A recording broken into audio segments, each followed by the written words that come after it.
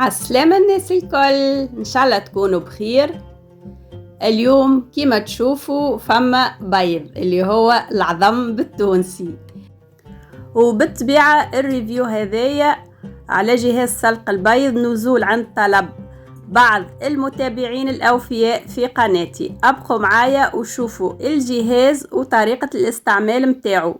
هو بسيط في الاستعمال متاعه، ماهوش معقد.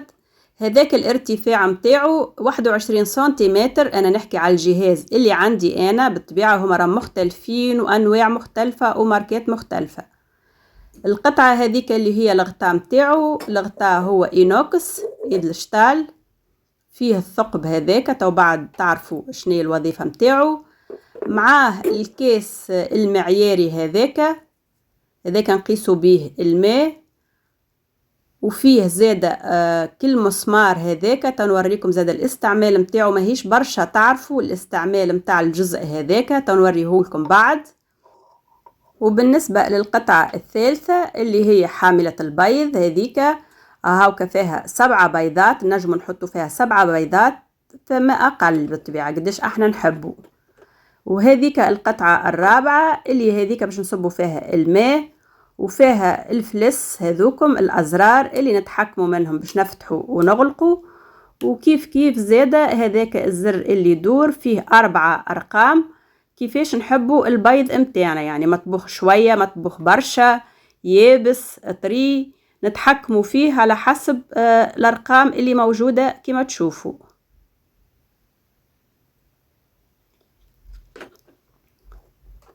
وهذيك القطعة الخامسة والأخيرة هذيك متاع الكابل متاع الكورون، يعني متاع السلك الكهرباء. حبيت نوريكم لهنا فيها زادة في القاعدة متاعها فيها بلاصة وين نجموا نخبوا السلك هذاك متاع الكهرباء، نجموا نلفوه سواء نحبوه قصير وإلا طويل وإلا كنجو باش نخبوه، نجموا نتحكموا زادة لهنا في القصر متاعه. أنا بالطبيعة ديما نخلي فيه محلول. وتوا أبقوا معايا باش تشوفوا يعني المراحل اللي جاية. وهذيك البقعة هذيك هي متاع الكونتاكت متاع الكهرباء متاع الجهاز، تشبه شوية متاع الجهاز اللي يغلي الماء، تقريبا نفس السيستم. وعلى فكرة راهو الجهاز هذايا أنا راهو قديم برشا عندي باش ما نكذبش، المهم مش أقل من 15 سنة عندي الجهاز هذايا من اللي شريته، يعني أكثر من 15 سنة أكيد. وديما نستعمل فيه بدون انقطاع، يعني ما نعمل البيض كان في الجهاز هذاك، يعني ما نستعملش حتى حاجة أخرى لسلق البيض.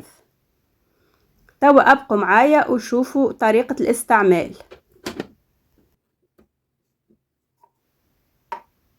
وهذه أنا طريقتي كيفاش نسلق البيض، نعتمدها ديما ديما ديما. ناخذ البيض من المنطقة العريضة اللي من فوق، ماهيش المنطقة المذبة، المنطقة العريضة الكبيرة، ونعمل ثقب، خاطر في المنطقة العريضة هذيك نعرفوا اللي موجودة الهواء أكهو، يعني مسدودة وفما الهواء فيها البيضة، فيها منطقة فيها الهواء أكهو.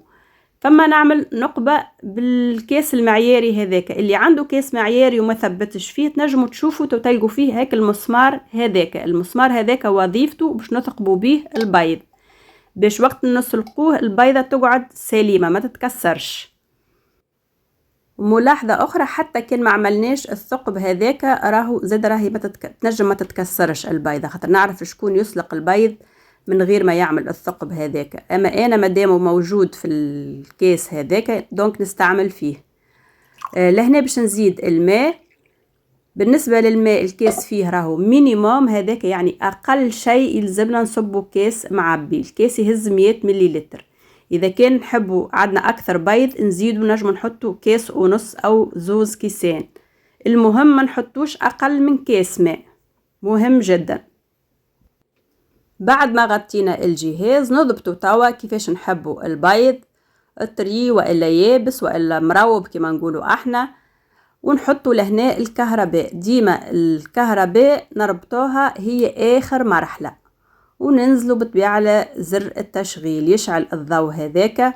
وبالطبيعة راهو كل جهاز يختلف على الجهاز الاخر، انا نشرح في الجهاز اللي عندي. بالنسبة للثقب هذاك وريتهم لكم المرة الأولى، هذاك باش يخرج منه البخار، على خاطر احنا البيض متاعنا باش يطيب على البخار، مش يعني مسلوق في وسط الماء يغلي. لهنا حبيت نوريكم زادة البخار كيفاش يخرج، خاطر بدا الماء يغلي.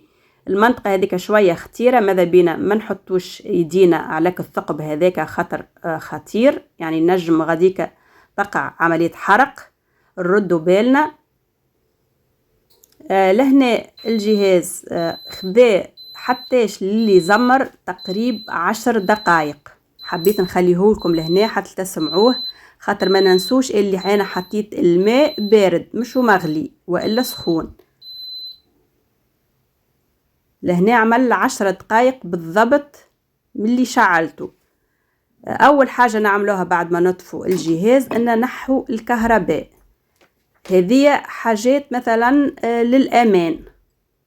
لهنا نعري عليه الغطاء هذاك، وديما كنعرو بطريقة سليمة باش ما يطلعش البخار على يدينا. نهبطوا البيض متاعنا بالقطعة هذيك، ما نمسوش بيدينا لو كان ماناش متعودين، خاطر يبدا سخون برشا. هزوه بحاجة، الحق راهو سخون يشوي ردوا بالكم. لهنا حبيت نوريكم الماء المتبقي، هذاك الماء انا صبيت كيس واحد معبي، هذاك شنو مازال منه. وبالطبيعة مباشرة نصبوا الماء بارد على البيض باش ما يكملش مدة الطبخ متاعو، خاطر نعرفوا البيض كي نهبطوه سخون يزيد يبس اكثر. نصبوا عليه الماء بارد وباش يقف يعني عند المرحلة اللي نحبوه فيها. كيما تشوفوا انتم الكل سليم ماهوش مكسر، وهذاك على خاطر عملت فيه هيك الثقب. لهنا باش نكسر البيضات وباش تشوفوها معايا، وابقوا معايا في الفيديو تحفونات وتحفونين.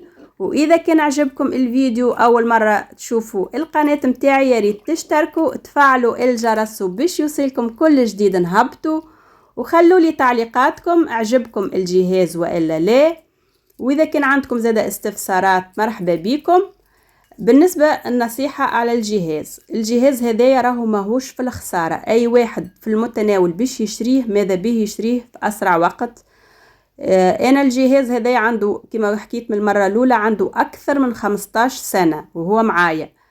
ما عادش نتفكر بصراحة بقديش خذيته السعر متاعو، اما الماركة هذيك تعتبر راهي ماهيش غالية برشا وماهيش زادة من نوع الرخيص. بالنسبة لاسم الماركة هاكا باين في الفيديو، تنزيل نخلي لكم الاسم في صندوق الوصف باش ما نعملش اشهار للماركة.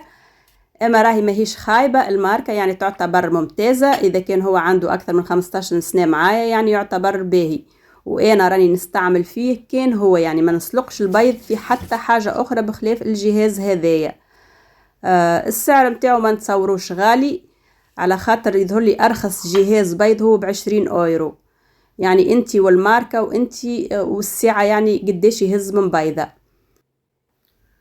واخر نصيحة ما نطولش عليكم اكثر، اللي يجي باش يشتري الجهاز هذايا ماذا به يختار الجهاز اللي فيه ازرار تحكم، ديما راهو احسن وخير من اللي يبدا فيه كان الفيشة اكاهو ما تعرفش وقتاش يفصل وقتاش قداش من دقيقة. يعني خذوا حاجة تبدا واضحة شوية. وحتى راهي الأجهزة اللي الغطاء متاعها بلاستيكي راهي باهية، خاطر فما ماركات عالمية تعمل غطاء بلاستيكي، وبالطبيعة ترجع ديما لاختياراتكم.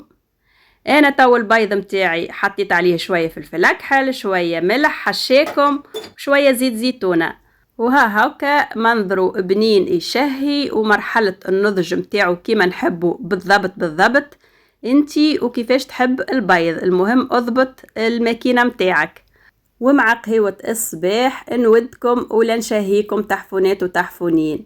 ان شاء الله الشرح هذايا كفى ووفى، وكيما وعدتكم هاكا هبطت لكم جهاز سلق البيض. وتوا اكاهو بالسلامة.